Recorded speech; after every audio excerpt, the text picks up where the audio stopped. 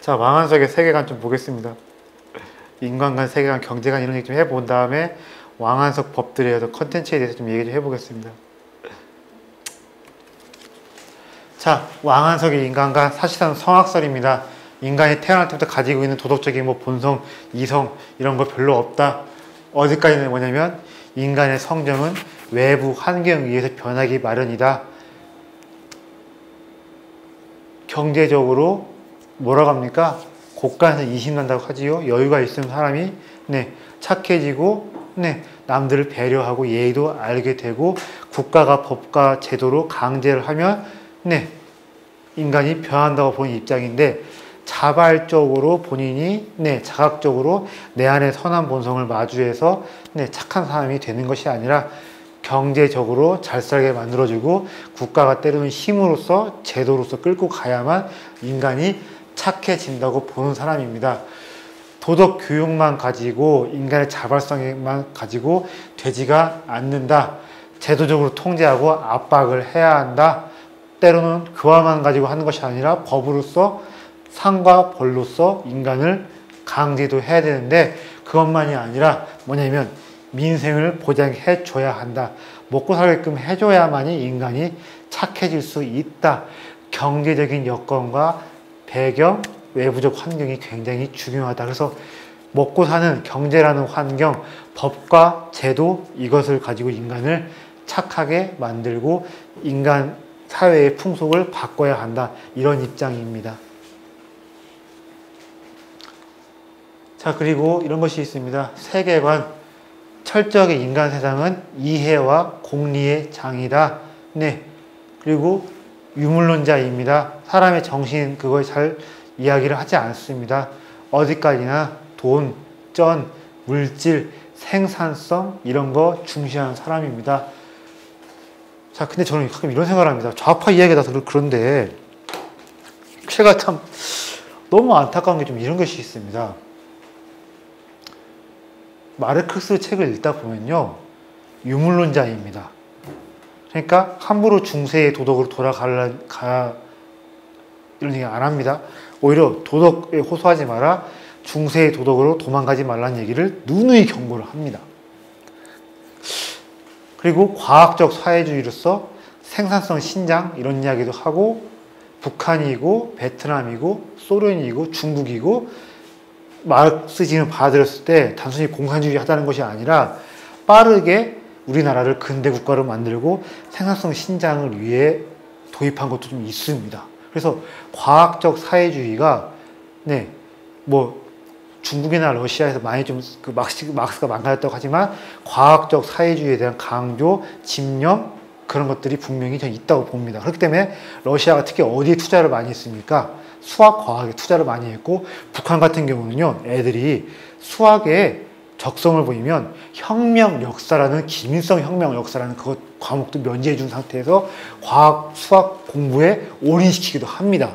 그만큼 걔들은 생산성의 신장을 중시하는 과학적 사회주의에 대한 집착이 있는 거예요. 근데 우리나라 좌파들 같은 경우는요, 유물론자가 아닙니다. 툭하면 정의, 함께 살자, 같이 살자, 사람만이 먼저다, 도덕, 감성 이런 것들을 호소를 합니다.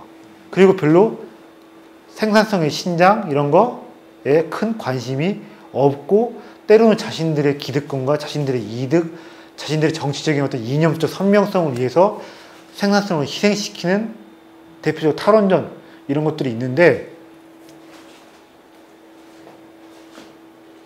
우리나라 좌파들이 정말 좌파가 맞나? 막시가 하지 말라는 짓을 골라서 마냥 하는 것 같은데, 이 사람은 정말 좌파가 맞나? 전 좌파라기보다는 역시나 동아시아 봉건 귀족의 부활이 아닌가, 이런 생각들을 많이 하고 있습니다.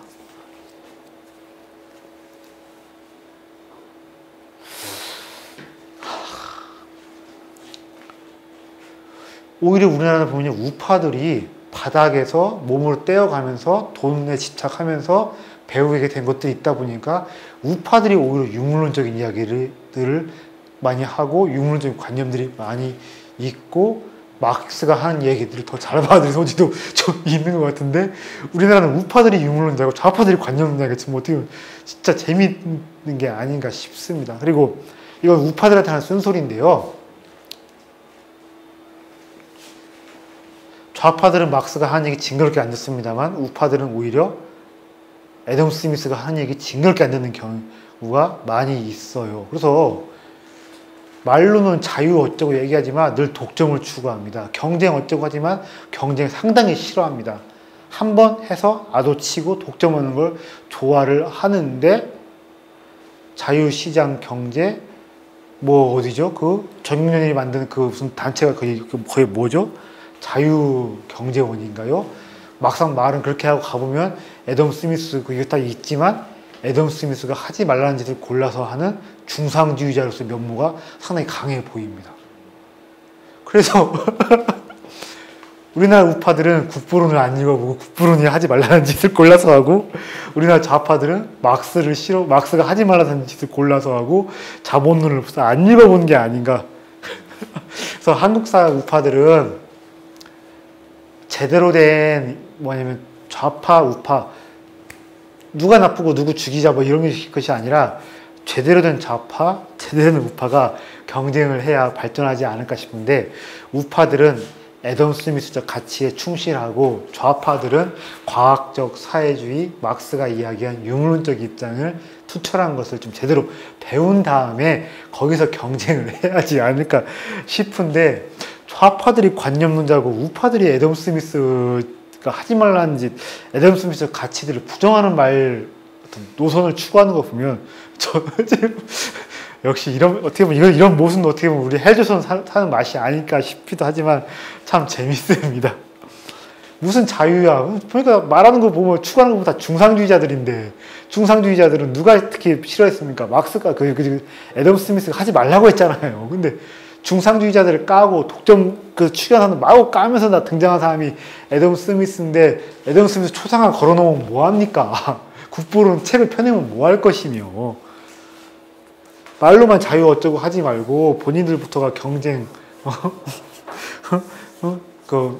나라에 붙어가지고 독점 추구하는 것 좀 버리고 좀 했으면 좋겠는데, 참 너무 좀 그렇습니다. 예. 자, 어쨌든 유물론자입니다. 현실은 철저하게 물질, 생산, 돈, 쩐 이런 거 중시하다. 그리고 의지를 가진 주체에서 천 이런 거 얘기를 하지 않습니다.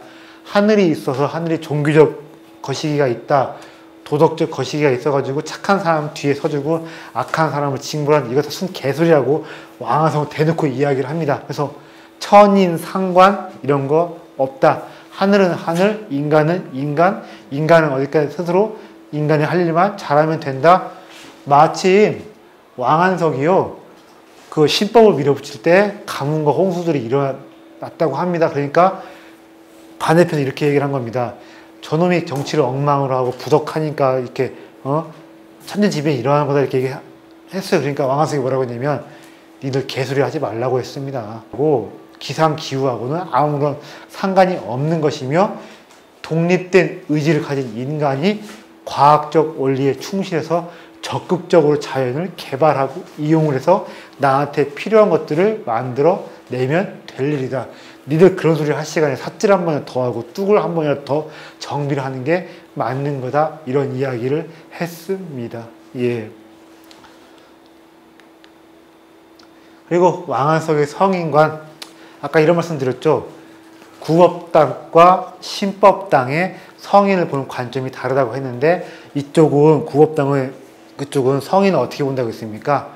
도덕의 완성자, 인격 수양이 극단적으로 된 사람이라고 했는데, 왕한석은 그런 것이 아니라 제작자로서의 성인, 뭘 만들어내고 질서를 부여해내서 문명을 일궈낸 사람을 성인으로 보는데, 어렸을 때 찌질이도 가난했던 경험이 있고, 특히 이것이 있습니다. 지방 행정관으로서 홍수가 왔을 때, 가뭄이 왔을 때, 자연재해가 닥쳤을 때 스스로 뭔가 다스려 보고 복구해보고 재건해본 경험이 있기 때문에, 도덕이 아무리 그런 성인 아예 부정한 것은 아니지만 뭔가를 만들어내야 한다. 백성들이 무질서한 환경에 노출되게 하면 안 된다. 백성들이 자연재해 속에서 신음하면 안 된다. 그러니까 이런 겁니다. 권력이 권력다워지는 전제 뭐라고 생각하세요? 보호에 있습니다. 외적으로부터 보호가 있는 것이고 자연재해로부터 보호해야 되는 것이고 또 분쟁과 범죄 상황에서 거기서 권력이 권력다워지는 전제가 있는 것이고 그것을 잘하는 사람이 누구라는 것입니까? 성인이라는 것인데 어떻게 보면요. 법가 쪽 사람들, 법가 쪽에 서 있는 유학자들이 권력의 본질에 대해서 훨씬 더 제대로 파악을 한 게 아닌가 싶습니다. 세금을 뜯어갔으면 적들의 침입으로부터 자연재해로부터 분쟁으로부터 범죄로부터 막아주는 것이 정치의 시작과 끝이고 그것을 잘하는 사람이 진정한 성인이라는 거 저는 그래서 좀 치우친 입장일지 모르겠지만 정통 유학자보다는 법가 쪽 사람들이 이쪽 진영 사람들이 더 정치의 본질에 대해서 제대로 본 게 아닌가 싶은데 박근혜가 세월호 때문에 식물 정권이 되어버렸는데 그걸 가지고 단순히 망자들을 팔아먹어 선동해서 그렇다 이렇게 보기 어려운 게 세금 뜯어갔으면 국민의 생명 지켜야 될 것이기가 있는 것이고 또 뭐냐면 세월호뿐만이 아니라 얼마 안 가서 또 메르스 때문에 또 시끄러웠는데 거기서 정부가 제대로 좀 뭔가 안 한다 싶으니까 국민들이 어떻게 생각한 것입니까? 쟤들은 국민의 생명, 재산, 안전을 보호할 생각이 별로 없는가 보다 싶으니까 정권이 거기서부터 밑바닥에서부터 무너져 간 게 아닌가 싶은데 철저하게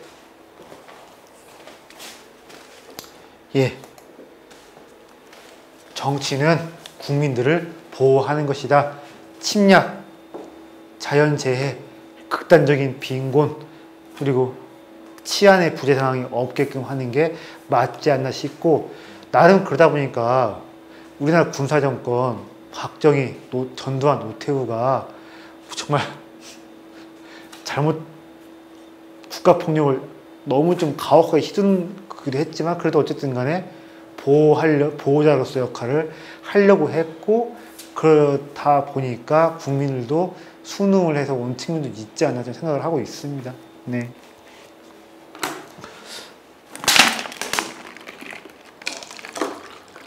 전두환이 정의사에 구현한다고 해서 깡패들 싹 잡아 조지고 노태우가 또 뭘 했습니까? 범죄와의 전쟁을 해서 깡패들 싹 잡아 조지고 또 박정희가 또 그 혁명 쿠데타 일으켰을 때 어떻게 했습니까? 이정재 동대문 상인연합회 싹 조져버렸죠. 그때 과연 국민들이 군인들이 자신들의 그 정통성이 부족하니까 쇼잉을 한 거라고 볼 수도 있겠지만 저는 국민들이 꽤나 속이 후련하다 싶어서 박수 꽤 쳤을 거라고 좀 생각을 하거든요. 어떻습니까? 당시에 어땠습니까? 저 그때 전두환 때 살아보긴 했지만 정확한 기억은 없어서 그 과정에 무리수가 많았긴 했지만 저는 그래도 국민들이 꽤나 많이 박수 쳤을 거라고 생각을 합니다. 네. 자, 그리고 이런 얘기 좀 해볼게요. 왕한석이 이런 말을 했습니다. 정사란 리제일 뿐이다. 이제는 의로운 것이다. 정치란 뭐냐면 철저하게 경제다. 야구는 투수 노름, 정치는 경제 노름이다. 이런 말을 했던 것입니다.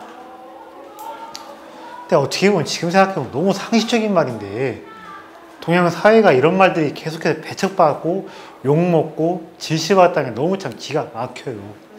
그리고 자, 천하의 힘에 의하여 천하의 재물을 낳고 천하의 재물을 취하여 천하의 비용을 댄다. 인력들을 결집시켜서 적극적으로 자연 것들을 개발해내고 그것들을 통해서 부의 증식, 생산력을 끌어올려서 백성들을 먹여 살리고 국가 역시 부유하게 한다. 이런 역할인데 만원서에서 왕한서가 한 역할인데 생산력을 신장시키고 국부를 늘리고 백성들을 배불리 먹이기 위해서 뭔가 경제력을 끌어올리는 것이 나라의 당연히 할 일이고 유교가 말하는 인의, 유교가 말하는 덕치와 모순된 것이 아니라고 이야기를 했는데, 자, 이재와 부, 생산성은 얼마든지 덕치와 교화와 함께 갈 수 있는 것이다. 이런 이야기를 왕한석이 했습니다. 자, 지금으로 봤을 땐 너무 상식적인 이야기고 당연한 말일 수도 있지만 당대에는 이런 말들이 굉장히 심각하게 욕먹고 배척받고 저거 소인의 물이다, 저거 법가의 거식이다, 저놈이 저거 나라 들어먹을 놈이다, 무지하게 많은 욕을 했다. 이거 참 너무 안타까운데, 왕한석은 철저하게 국가의 역할은 생산력, 생산성 이런 것들을 신장시키고 거기에 국가가 주도가 되어서 뭔가 일을 벌리고 재정 정책을 펴야 한다, 경제 정책을 만들어야 한다, 이런 입장이었습니다. 그래서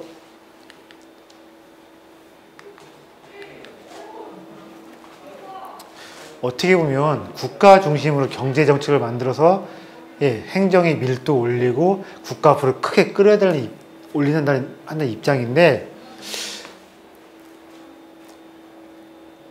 그러니까 국가가 뭐냐면 이런저런 수리시설 만들고 제도 만들고 사회 간접자본 인프라도 만들어서 어떻게든 간에 국가가 민간의 힘에 의지하는 것이 아니라 선도적으로 나서서 국가 경제를 끌어올려야 한다는 입장인데, 뭐 우리나라 개발 경제 시기 그거랑 비슷하기도 하지만 뭐 이런 것 같아요.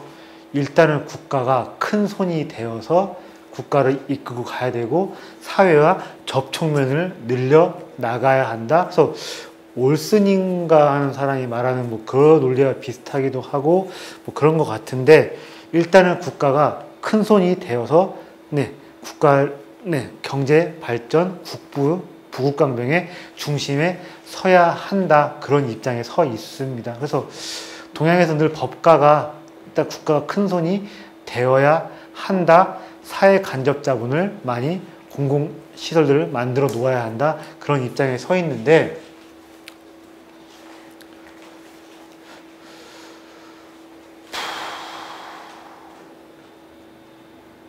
조선이라는 나라는요, 처음부터 끝까지 큰손 역할을 해보려는 사람이 아무도 없었던 것 같아요.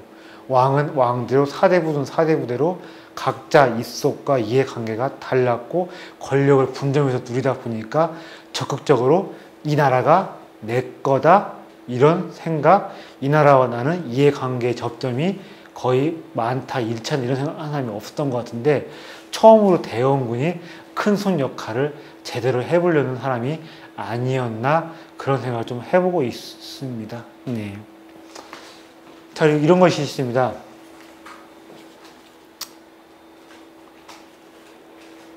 자, 부국강병 해야 한다. 이런 것들을 육아가 반대를 했는데, 반대하는 이유가 아주 얼척이 없는 건 아니에요. 나라가 부유해지려면 증세를 하기 마련이고, 나라가 부유해지면 어떻게 된다? 많이 뜯어가니까 백성들은 가난해진다는 것이 육아의 입장이었는데, 저생산 시대에는요, 이런 얘기가 아주 틀린 얘기는 아니었습니다.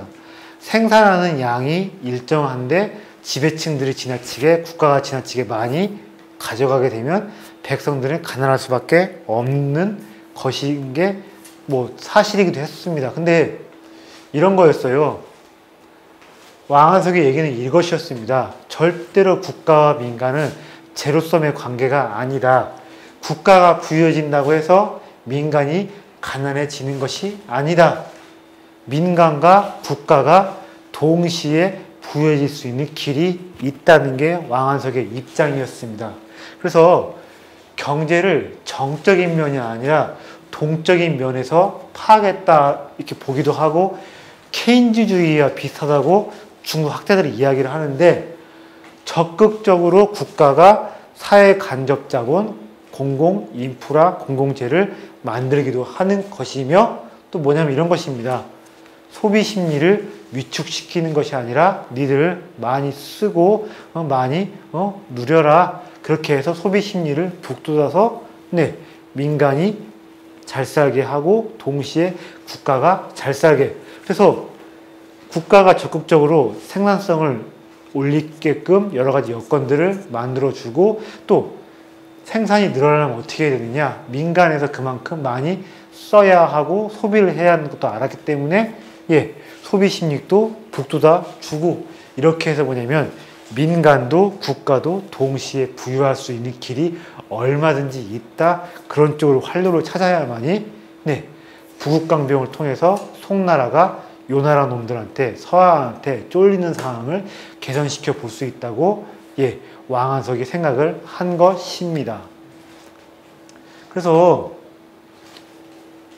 부국강병을 이야기했지만 왕한석은 섣불리하게 증세를 말하지는 않았습니다. 똑같은 세율이지만 민간에서 소득이 늘어나고 생산량이 늘어나면 세율을 오히려 낮추어도 얼마든지 국가 재정은 튼실해질 수 있다고 보는 입장이었는데 동양은 늘 이렇게 이런 얘기 듣는 데서 거의 소수였고 아니다.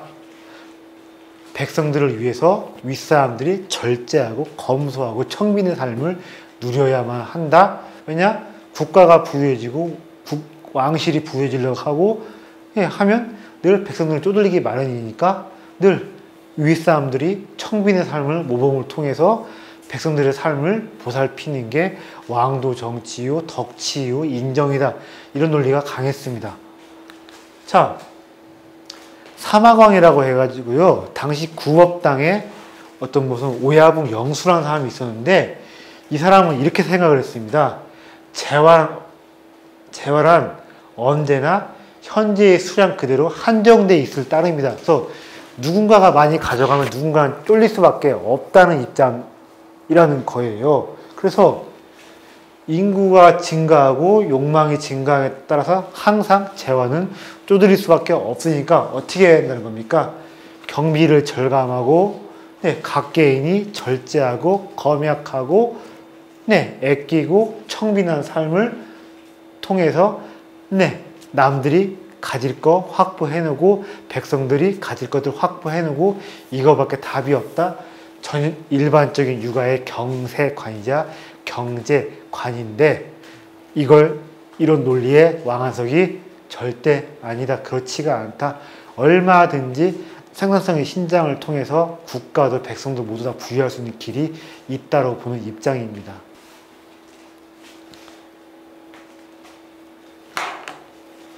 이게 육아의 기본적인 생각인데 특히 우리 한국 사람들이 이게 좀 강해요. 왜냐면 뭐가 있냐면요. 유교에 찌들어서 그런 것도 있지만요. 우리 한국 사회는 조선사회가 어떻습니까?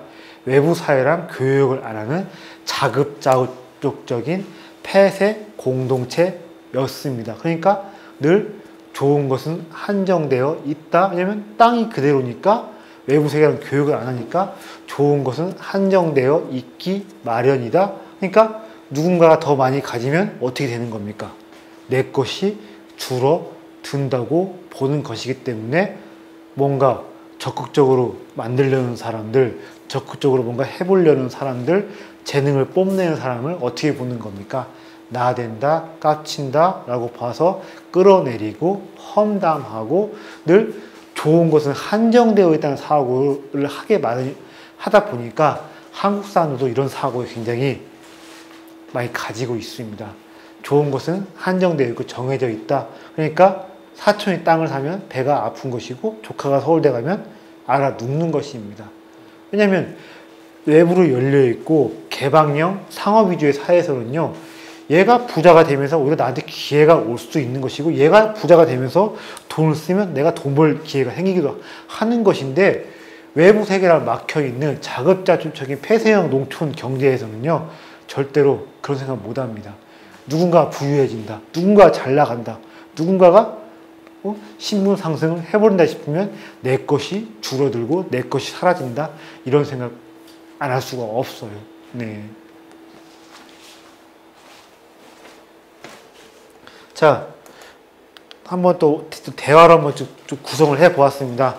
뭐든 제대로 이해를 하려면 비교 대조가 참 좋은 것인데 유용한데 왕한석 국부의 부죽은 큰 우환이 아니다. 이제 뛰어난 자를 얻지 못한 때문이다. 자, 이제 경제 원리에 밝은 사람들, 생산성 신장을 위한 정책과 제도를 밀어붙일 수 있는 뛰어난 경제 관료 테크노라트들을 선발해서 훈련시켜서 기용을 해서 써먹으면 얼마든지 국가 중심으로 국가가 경제가 발전하게 만들 수 있다는 입장인데요. 사막은 그렇지 않습니다.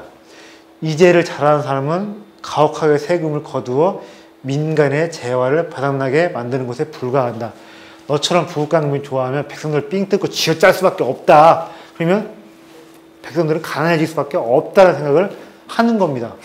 왕하서 그렇지 않다. 이제에 뛰어난 자는 조세를 부과시키지 않고 국용을 풍부하게 하는 사람이다.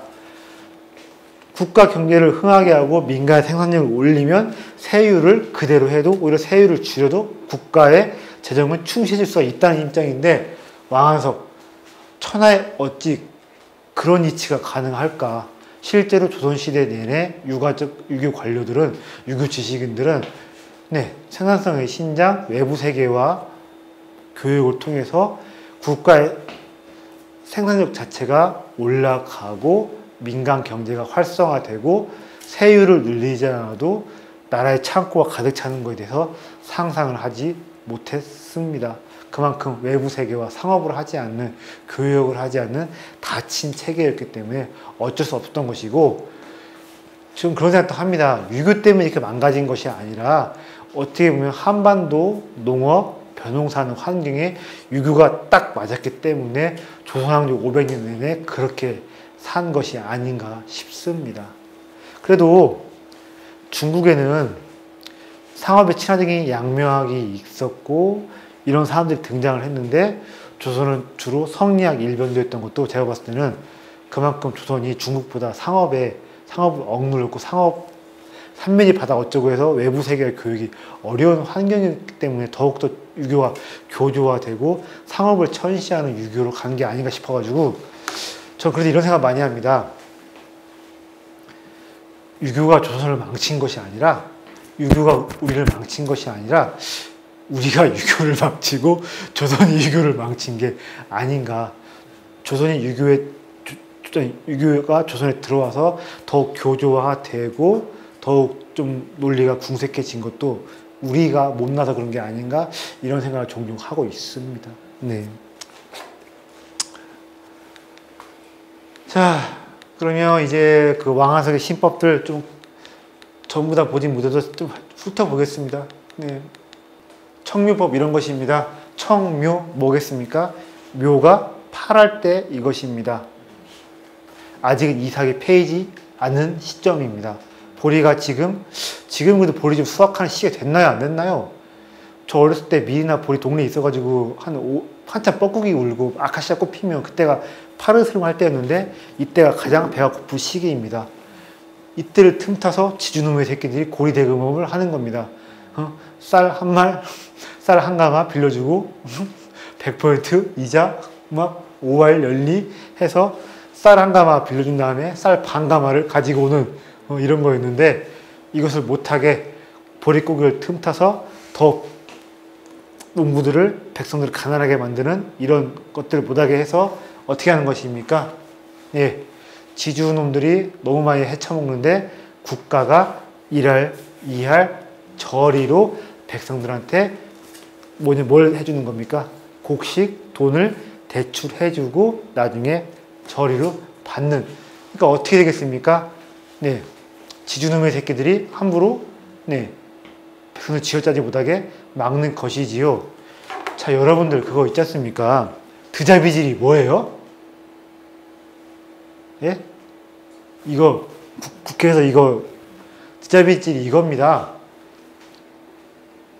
시골에서 지주들이 양반들이 곡식을 꺼줍니다. 그리고 다시 받아가야 될 거 아니에요. 그래서 빚을 받아가려고 왔는데 아무것도 없다. 그럼 어떻게 하는 겁니까? 부엌에 가서 솥단지를 들고 가는 거예요. 너 이거라도 해서 네 빚을 변제해라. 근데 솥단지가 없으면 밥을 어떻게 합니까? 먹을 수 있어요? 없어요? 없지요. 그러니까 최악의 갑질, 시골에서 지방에서 지주들이 저지를 수 있는 짓거리 중에서 가장 질 나쁜 짓거리. 더 질 나쁜 여자를 뺏어갈 수도 있겠지만 그거 논외로 하고 가장 나쁜 짓거리가 호텔 가져가는 거였는데 그것이 바로 뭐냐면 드자비질의 어원입니다. 자, 어쨌든 지주들이 이렇게 못하게 보릿고개를 틈타서, 근데 자, 보릿고개만 있는 것이 아니에요. 갑자기 가뭄이 들고 홍수가 일어나면 작황을 망치면 더욱더 지주들이 그걸 통해서, 재난을 통해서 자신의 재산을 불려갈 찬스로 만들 수가 있는데 그런 짓거리를 못하게 아예 막아 놓은 것입니다. 이거에서 가장 구법당이 크게 반발했어요. 왜냐? 구법당은 뒤에 누가 있기 때문에, 대지주가 있기 때문에 반발을 했습니다. 근데 이것은 상당히 재정적인 면에서 성과를 거두게 되었다고 하더라고요. 예. 저리를 국가도 뭔가 이자를 받아 먹기도 했지만 그만큼 뭐냐면 백성의 삶이 안정이 되니까, 이 사람 삶이 안정이 되어야 뭐가 생기는 겁니까? 안정적인 조세 기반이 만들어지는 것입니다. 경제 주체가 어느 정도는 안정된 삶을 굴려갈 수 있어야 역시 세금도 잘 거둘 수가 있는 것이 아닐까 싶습니다. 그리고 시역법이 있는데 이것입니다. 이것은 앞서 말씀드린 그대로 농민을 보호하기 위한 제도가 아니라 이것은 소상인들을 보호하기 위한 제도인데, 소상인들은 또 역시나 대상인들의 고리대금 때문에 죽어나고 있었는데 이것도 역시 뭡니까? 국가가 저리로 돈을 대출해 주어서 소상인들이 대상인들한테 뜯기지 않게끔 카바를 해준 것입니다. 이것도 역시 많은 재정이 확보되게끔 했다고 하더라고요. 국가도 이자로 뭔가 받기도 하지만 소상인들의 삶이 안정이 되어서, 또 이걸 통해서 뭐가 되냐면 소상인들의 삶을 안정시켜 놓아서 뭐냐면 매점 매석을 상당히 막게 되어서 역시나 경제가 안정된 토대에 의해서 굴러가게끔 했다고 하더라고요. 자, 그리고 모역법이 있는데 이것은 이것입니다. 호등제라고 해가지고요, 일반 백성들 중에서 꽤 잘 나가고 재산이 있고 수완이 있는 사람들한테 국가가 국가의 공적인 임무를 부여를 하는 것입니다. 너 이렇게 세금 징수해라, 치안, 무슨 뭐 물건의 운송 등을 맡겼는데, 자, 백성은 공무원이 아닙니다. 치안 전문가, 운송 전문가, 세금 징수 전문가로서 내 일을 제대로 할 수가 없습니다. 근데 운송 잘못했다고 해서, 치안에 실패했다고 해서 얘한테 많은 책임을 불리고 많은 것들을 변제하게 해놓으니까 이런, 그런 법 때문에, 이런 호등제라는 법 때문에 백성들 중에서 적지 않게 파산하는 사람들이 나오게 된 것입니다. 요새 말로 뭐 그런 말이 있겠네요. 뭐 치안 조무사, 운송 조무사 이렇게 뭐 말할 수도 있을 것인데, 그러다 보니 이런 것입니다.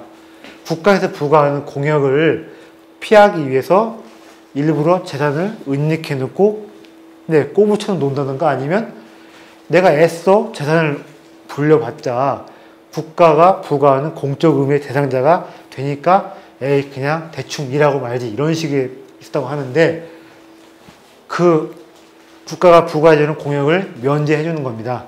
너 이만큼 국가에다가 돈을 내면 너 그 역할 하지 않게끔 해줄게. 너는 그냥 네 잘하는 대로 장사를 하건 농사일을 하건 공인의 일을 하려무나 이렇게 해준 것입니다.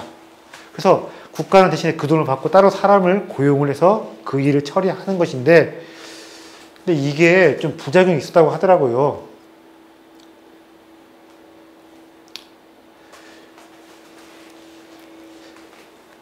기존에는 뭐랄까 하등급의 백성한테 공역을 부과하지를 않았고 잘 나가고 재산 있는 사람한테 부과를 해서 문제가 생겼던 것인데, 이런 거예요. 모역법을 통해서 이런 것입니다. 기존에 그거 상관없는 사람들한테도 너희들 뭐냐면 돈 내라 이렇게 한 것인데, 이런 것입니다. 좋은 법인데 뭔가를 하다 보면 이런 게 생긴 것입니다. TO 대상자 확보하려다 보니까 상관없는 사람들한테까지 일선 관료들이 자기의 치적, 승진 실적을 위해서 상관없는 사람들까지 너도 이 법의 대상자니까 돈을 내라, 등록을 해라. 이러다 보니까 이건 멍미해서 오히려 좋은 취지의 법이지만 백성들한테 부담과 증세가 강요되는 이런 결과가 나아진 것인데, 아무리 좋은 개혁 정책이라고 하더라도요, 관료제 특유의 모순, 관료제 자체의 어떤 그 모순과 행정 시스템의 미비와 결합이 돼버리면 오히려 백성들 삶에 안 좋게 악영향을 끼칠 수가 있다. 바로 그것입니다. 뒤에 보면 이런 것도 있어요. 면역법이라고 해가지고 기존에는 관영 목장에서 말을 키웠는데 공무원들이 키워봤자 생산성이 없으니까 민간한테 이렇게 한 것입니다. 너 말 키워. 대신에 말 잘 키우면 너 다른 세금 다 면제해 줄게. 이렇게 한 것인데, 이러다 보니까 뭐 관영 농장에 말 삭제에 들어가는 돈도 아끼고 양질의 군마도 확보하게 되는 효과가 있었다고 하는데, 이것도 역시 이런 문제가 생기는 것입니다. 말 안 키우는 집안인데 말 키워본 경험 없는 사람들한테도 너도 말 키워서 나라에 바쳐 세금 면제해 줄게. 강제 할당, TO 채우기 급급한, 실적 올리기 급급한 이런 거 하다 보니까 이것도 역시 폐단이 생겨가지고 백성들의 고통을 가중시켜주는 결과가 나왔다고 하더라고요. 자, 마지막으로 이것만 또 보고 가보겠습니다.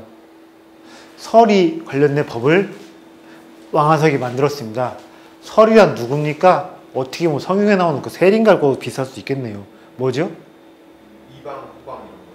그러니까 지방에서 일선, 대민, 밀착, 행정 일을 하는 공무원인데 주로 뭘 하냐면 세금 징수를 하는 사람들입니다. 근데 동서고금을 막론하고 세금 징수하는 사람들 위에서는 위에 또 무시하고 밑에는 또 백성들은 또 백성들대로 싫으니까 또 막 미워 그랬나 본데, 서리들이 대민 행정 실무를 담당하는 사람들이었고 조세를 직접 다 챙기는 사람들이었는데, 사대부들은 저것들 돈 만지는 놈들이라고 개무시를 하고 또 나라에서 봉급을 주지 않았나 봐요. 그러니까 봉급이 없으니까 어떻게 하겠습니까?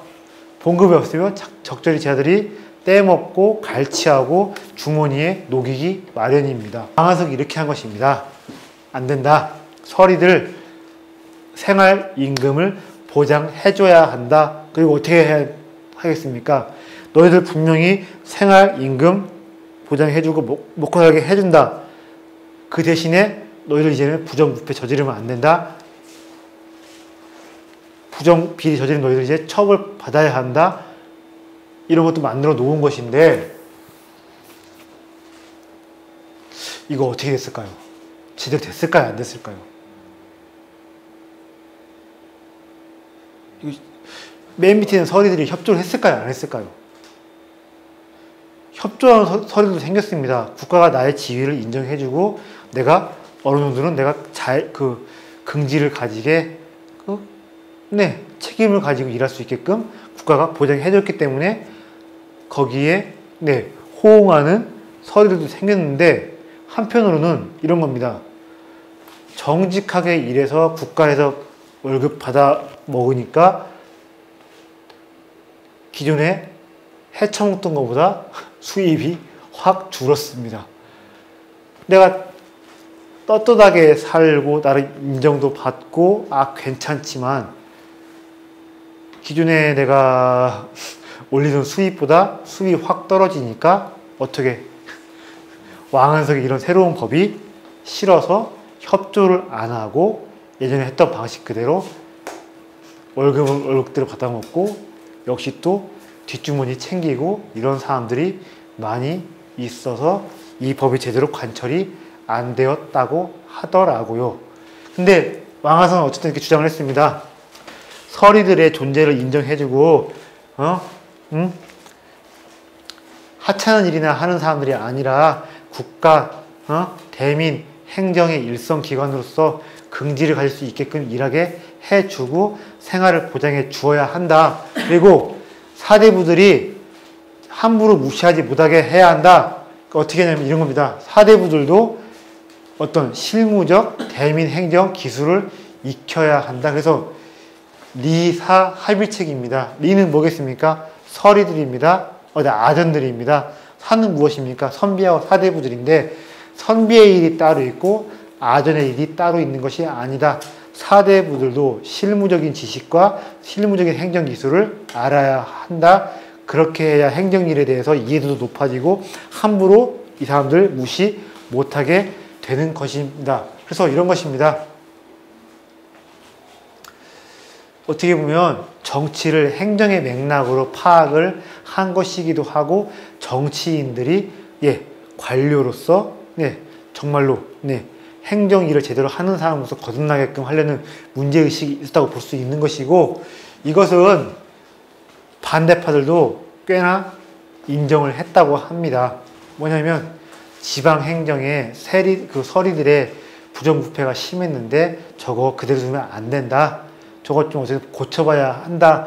그런 문제의식을 나름 가지고 있었기 때문에 이것은 보니까 백성들도 반대파들도 꽤나 인정을 했던 하나의 정책이라고 제가 알고 있는데 왕안석의 시법도 제가 전부 다 보지는 못할 것 같고 오늘 제가 좀 어느 정도 정리를 좀 하자면 이런 것입니다. 자, 송나라가 내후가 있었고 외환이 있었고 여러 가지로 휘청휘청 흔들리는 상황이었는데 누가 있었다? 신법당이 있었고 구법당이 있었다.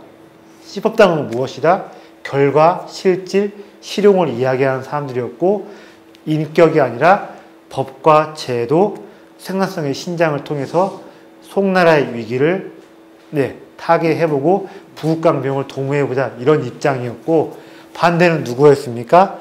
구법당인데 제도가 아니라 인격, 도덕 이것을 주장하는 사람들 보수파들이었다. 그리고 이 보수파들의 이것이 나중에 학문의 종합이 되어서 주의라는 사람이 만들어지게 되었고 송나라는 망해버렸지만 나중에 남송이 생겨버렸죠. 남송은 어디에 있는 겁니까? 양자강 밑에 있는 그 절반의 중국 그 정부인데 송나라 남송에서 주의가 등장을 했는데 주의의 반대파로서 호적 엽적이라는 사람하고 진량이 등장을 해서 이때 신법당, 구법당의 논쟁이 나중에 남송 시대에 고스란히 재현이 됩니다. 부국강병이냐, 수신의 완성이냐, 덕치냐. 그래서 다음 시간에는 주의와 격렬하게 논쟁을 벌인 누구? 진량에 대해서 동양의 제도학파 두 번째 주인공 진량에 대해서 알아보는 시간을 갖도록 하겠습니다. 이상입니다. 감사합니다. 마지막으로 왕안석은 어떻게 됐어요? 그것만 얘기해 주세요. 왕안석은 어떻게 됐어요? 자기 뒤를 봐주던 신종한테 신임을 잃고 나중에 한 10년 가까이 혼자서 불도에 불도에 심취한 상태로 그냥 살고 맙니다. 끝내 자기 이상이 이루어지는 모습을 보지는 못했습니다. 정치적으로 실각했군요. 실각했습니다. 죽지는 않고. 신종이 먼저 죽은 게 아니고 신종이 살아있을 때 생각한 걸까요? 신종이 아마 죽었을 거면 신종이 오래 하지 못했어요. 그러니까 왕안석이 신종의 죽음으로 생각한 게 아니라 그 두 가지 문제 이런 문제가 있는 거예요. 신종이 오래 있었지만 얘한테 너무 지나치게 많은 권한을 몰빵해주면 결국 뭐가 생깁니까? 사람들이 왕인 나보다 얘한테서 줄서는 문제가 생기니까 신종이 나중에 견제도 해가지고 좀 신종과 좀 벌어지기도 했었고 결정적으로 근데 신종이 일찍 죽어요. 그래서 왕안석이 뒤를 봐주는 사람이 없다 보니까 정치를 실각을 했는데 왕안석이 그래도 뭐냐면 상황이라든가 오기하고 한비처럼 왜 그런 개죽음을 안 당하는 이런 게 있어요. 본인이 워낙에 청렴해서 약점거리가 없었습니다. 상황은 사치가 심했지만 왕안석 그런 게 없었고 또 이게 있습니다. 왕안석이 반대파들한테 이게 있었어요. 지방 좌천을 시키고 승진을 막고 여기까지였지 반대파들을 함부로 죽이거나 탄압하지는 않았습니다. 그래서 왕안석 자체는 굉장히 훌륭한 사람인 건 사실입니다. 본인이 청렴했고 반대파들을 뭐 죽인다거나 해코지 한다 이런 것은 전혀 없었습니다. 근데 승진 최악의 경우는 이게 뭐지 그냥 옷을 좀 벗기는 정도였을 뿐이지 귀양 보인다거나 팔다리 잘한다거나 죽이는 이런 걸 하지 않았어요. 주로 좌천 아니면 뭐라고 해야 되나 그 승진 뭐라고 하죠? 누락? 승진 누락 인사 대기 여기까지였었습니다. 그래서 왕하석 자체는 굉장히 훌륭한 사람이었습니다. 네. 신종 사후 개혁 정책의 약화, 그 다음 왕은 별로 안 좋아했고, 그리고 예, 잦은 황제의 사마가 교체로 해서 뭐가 있었냐면요, 신법당, 구법당이 계속해서 왔다 갔다 내공탕 반복하다 보니까 사람들은 싫은 거예요. 제도가 법이 계속 180도 왔다 갔다 하는 자가 너무 싫어가지고 백성들한테서 지지, 동력을 묻었습니다. 그래서 개혁은 이런 것 같아요. 다른 엘리트들도 설득을 해야 되지만 백성들의 이런 대대적인 지지가 없으면 미루고 나가기 어려울 것 같은데, 또 이런 문제도 있습니다. 신법당 내에 인적 구성에 하사가 있었습니다. 단순히 왕하석 이상의 동의에서 그 투신한 사람이 아니라 내가 빠르게 승진하고 권력의 중심에 가까이 가기 위해서 왕하석에 주르던 사람이 있었는데, 그러니까 인격적으로 결함이 많은 소인들이 꽤 있었던 것 같습니다. 그래서 이런 것 같아요. 개혁 의지는 사라지고 신법의 원래 취지 역시 잃어버린 채, 네, 소인들이 너무 많다 보니까 상대방한테 빌미를 주고 공격거리를 주고 이러면서 이도저도 아니게 된 것도 좀 있습니다. 그래서 개혁을 하다 보면 이런 것도 있는 것 같습니다. 엘리트들을 설득도 해야 되지만 내가 스스로 도덕적으로 공격할 거리를 안 줘서 그렇게 해야만 개혁의 동력이 확보되는 게 아닌가. 뭔가 개혁하려는 놈들인데 문제 많지, 비리 많고 그러면 저거 내로난 놈, 함부한 놈들이네. 저거 그러면 늘 공격에 빌미를 주고 되치기를 당할 수밖에 없는 것 같은데, 왕하석 자체는 문제가 없었는데 왕하석 내부, 신법당 내부에는 꼴통들이 꽤 있었나 봐요. 그 개혁 세력을 이렇게 모을 때 그 사람들이 거기에 참여했을 때 자기한테 뭔가 돌아오는 보상이 확실히 있어야 되는데, 왕하석은 자기는 뭐 그렇게 살았다 하더라도 네. 사람한테 그런 보상을 콩고물은 주려고 했던 것 같아요. 벼슬이나 예. 토지나 이런 걸로 줘야 되나. 벼슬밖에 없죠, 당시에는요. 벼슬. 예, 빠르게 벼슬 중심부, 네, 승리 빨리 할 수 있는 거. 그래서 왕하석이 자기가 뭐 인색해서 그런 건 아니었고, 근데 다만 빨리 뭔가 주다 보니까 그거에만 혹해가지고 들어온 소임의 무리가 적지 않게 신법상 내부에 있지 않았나, 이렇게 얘기를 하는 것 같았습니다. 그러다 보니까 상대방의 공격에 좀 취약했던 측면도 있는 것 같고요. 네. 토지를 분배해서 뿜빠해줘 이런 얘기를 하진 않았어요. 그런 근본적인 개혁은 전혀 쉽지 않았던 거예요. 그러니까 농민들의 삶을 이렇게 보살피는 그런 개혁은 쉽지 않았던 것 같은데, 네. 그 토지가 집중된 걸 좀 더 뺏어가지고 나눠주려고 했다든지 그런 건 없어요.